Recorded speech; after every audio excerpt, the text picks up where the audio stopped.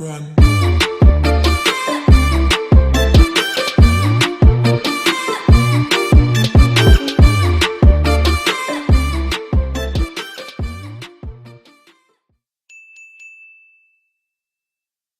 Paul Mariner joining me as we look back on Barcelona's win over PSV, a 4-0 win for the Catalan Giants. And on paper, Maris, that's probably a result that we did expect, but PSV didn't do too badly. They did very well, actually. They gave Barcelona more than they could handle it at some stages. The unbelievable free kick from Messi, right at the top corner, staggering finish.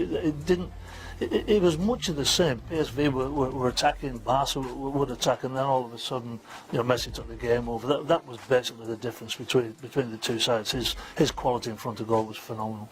All right, well, I know that our Mexican viewers would definitely want to hear your assessment on how Chucky Lozano did. Because as we said, PSV not too bad. Well, number one, he's got the best name in football. Number two, I thought he did very, very well. He always puts himself about. He always puts, a fantastic shift. People are talking about him moving on to bigger and better things, and you can see that for this lad, because he's all heart. He's got tremendous skill, and he puts a fabulous shift in. But the difference basically between the two sides was a fantastic goal from Dembele and plus Lionel Messi. And when he's in this sort of finishing form, it's very difficult to go up against Barcelona. But PSV actually surprised me. They were somewhat equal for probably about 60 minutes for Barcelona. But in the end, the right result came about, and the quality of Messi shone through. All right, so as Mariner said, good stuff. There's a look at Group B. It's how it stands. Tottenham play Inter, of course, which they'll have to win in the next fixture. But Inter's final game is home to PSV, so I think Tottenham are going to have to win both their final matches. The last one's in Barcelona, so that's not going to be easy. Let's hear from the Tottenham elsewhere tonight. Lots of other games being played in the same group, Group B. Inter Milan won away at PSV. Icardi scoring the winner in that one. Napoli have beaten Liverpool in the 90th minute. Insigne with the goal there. Paris Saint-Germain comfortably beating Red Star Belgrade. Hat-trick there for Neymar. Borussia Dortmund beating Monaco by 3-0. Atletico Madrid also winning at home. And 2 for Griezmann in that one. Schalke winning the early kick-off away at Lokomotiv Moscow with a late goal. And Porto beating Galatasaray. Let's just confirm the standings in Group B. Barcelona and Inter both have maximum points. They'll play each other in the next 2 fixtures. Tottenham really do need to beat PSV, you suspect, in both their games. They're the next 2 matches that they'll play in Group B. We can hear from one of Tottenham's players. Kieran Trippier is with Des Kelly. Kieran, it was a night, at times you looked well beaten, but the twists and turns kept us all the way to the end. Fascinating game. Yeah, it was. Obviously, everybody knows they're a quality side with the players that they've got, but, disappointed to go 1-0 down early on. But, the lads gave everything out there. The game was a bit strange. Obviously, the post in the second half twice. Could have made it 4-1, but, got back into the game at 3-2, and, yeah, but it's just... the end product, and it just shows the quality that they've got, and I think they've taken their chances. It took you a while to get going. Was it because of that early goal, that body blow, because the side has changed, there's been disruption, and then you're suddenly a goal down in a minute and a half? Yeah, obviously all the boys was looking forward to this game before, and to go 1-0 down in the games, it's difficult against a side like this, but like I said, the boys gave everything out there, and second half I thought was much better. In terms of that first goal, Hugo went for a long way for the ball. He gambled and lost. No, it was his decision to come out and try and go for the ball, and it was his decision at the end of the day, and we'll defend it 100%. No touching that second goal from Rakitic was spectacular, but Messi was performing brilliantly at times. What's it like being out on the pitch with him one-to-one?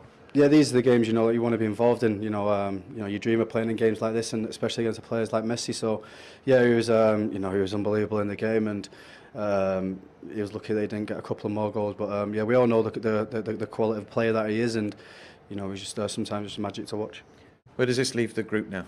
We just keep on going. Obviously, Barcelona was a better team on the night, and we've got to take a lot of positives out of the game, and we've got another game around the corner on Saturday, so we'll recover and reflect on the game and see where we went wrong. Thanks, Kieran. Thank you very much. Yeah, no need to be too hard on themselves. I don't think tonight. Very good Barcelona side this evening. Lots to get through. First half goals first and foremost.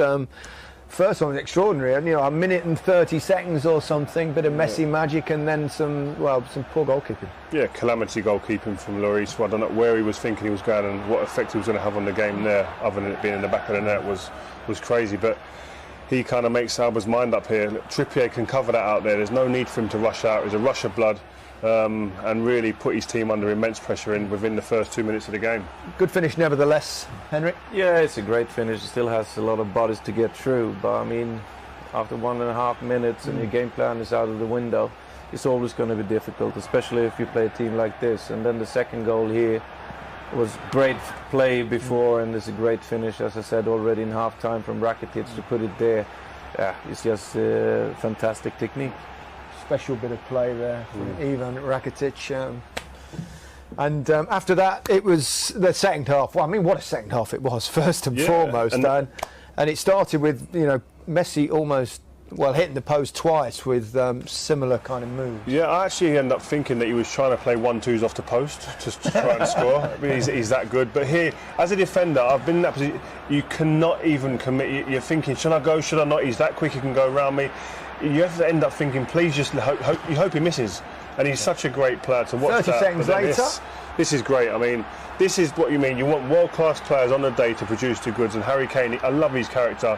2-0 down, sit down, bottom corner. There was a similar goal he scored in the Premier League as well to this. And this is just. It's a great goal, but I think it's poor defending. Yeah, I mean, you see the defender going to ground there, and then you can't take anything away from Harry.